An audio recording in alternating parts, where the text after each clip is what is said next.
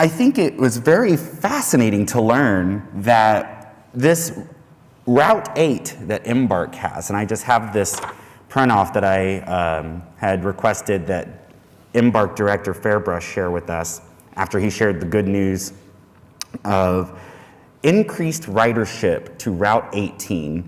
For those of you who don't know, Route 18 goes from downtown along Lincoln, along the Capitol, straight north in this sort of way, all the way up to Britain, which very likely is about to become the new north corner, or excuse me, north boundary of Ward 2. When we increase the frequency for this route during the week from 60 minutes to 30 minutes, in other words, every time you're at a stop, a bus that's gonna be there every 30 minutes to get you to recreation, to work, to school. 59.69% increase in ridership.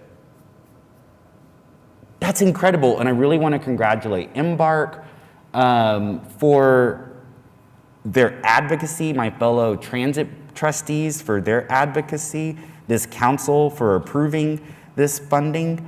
This is critical, and I'll conclude with this fact. There will be times in the weeks and months and years ahead where people will try to make the argument, a chicken versus the egg argument, just to keep the chicken conversation going today. They will tell you that we don't need to increase funding for public transportation because the ridership is not there. And I'm here to tell you that it's the precise opposite. When you make those investments in public transportation, services like increasing the frequency, the people will come.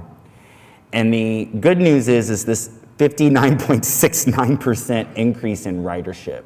The two pieces of bad news is that on the weekends, it's still an hour between the next bus coming to get you to where you need to go. The other bad news is we know from research, sound research, it's every 15 minutes or less. That is what reliable public transportation looks like.